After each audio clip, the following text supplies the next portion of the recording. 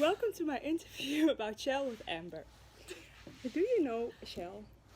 Yeah, Shell is an oil company and a gas station. How do you know Shell? Well, it's a very popular gas station and it's very nearby my house, so I go there often. Do you think Shell has any competitors? Yeah, I think they have. For example, BP or Tango, I think.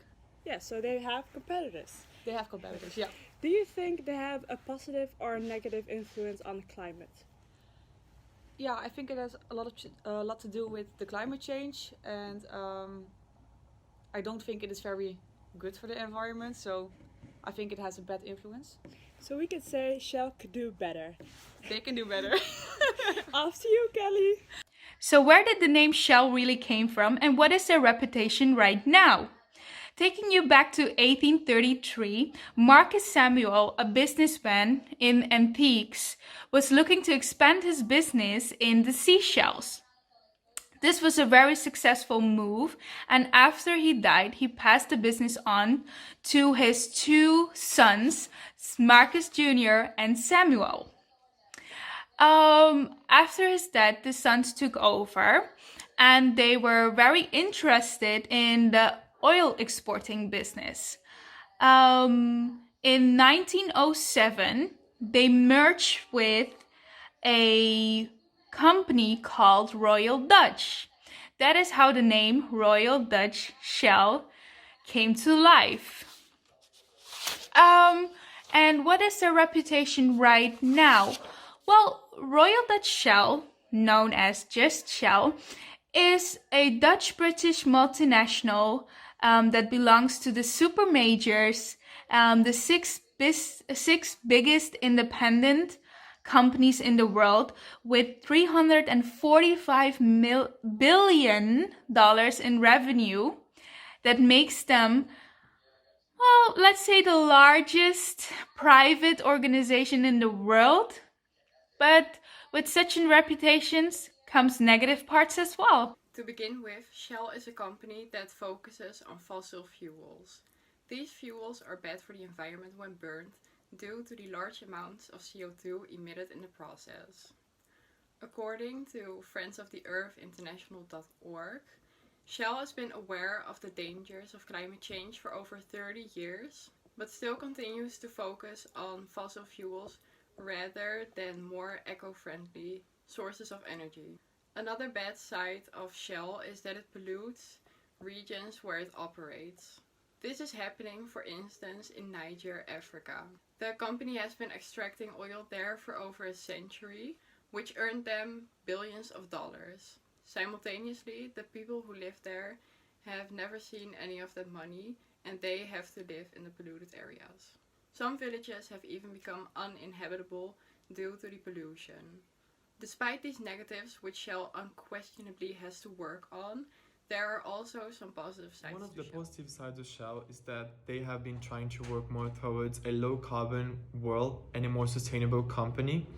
They want to get there by reforesting areas as a manner of offsetting greenhouse gases, and also by investing massively in studies to develop more sustainable alternatives to use energy. Shell has also been considered as a positive place for work according to Glassdoor.com, where employees can share their experiences of working at Shell. The site has more positive feedbacks of working in Shell than negative.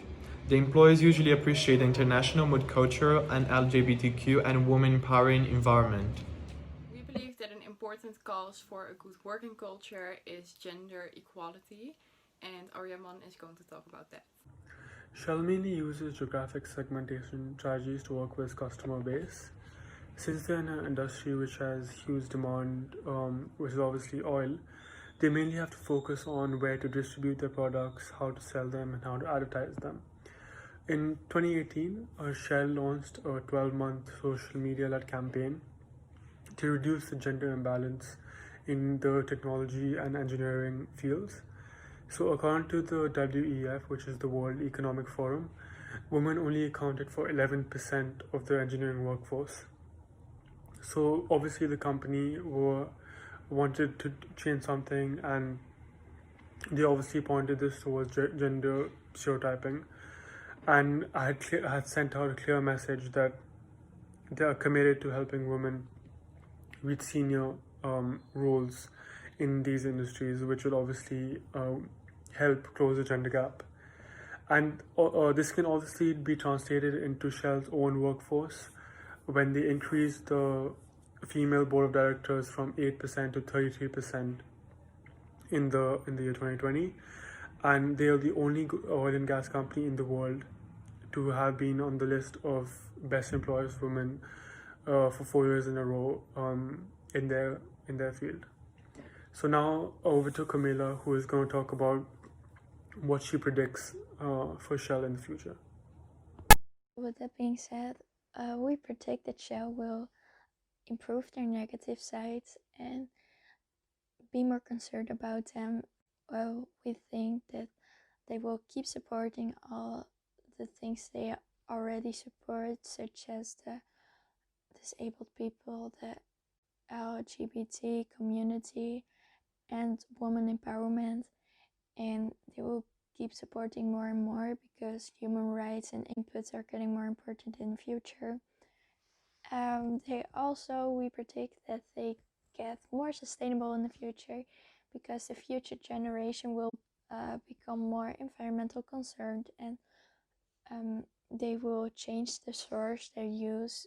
So for instance, they will not use fossils anymore, but instead water, for example. So if you find this video interesting, please stay tuned for our presentation. Thanks For watching. Bye. Bye.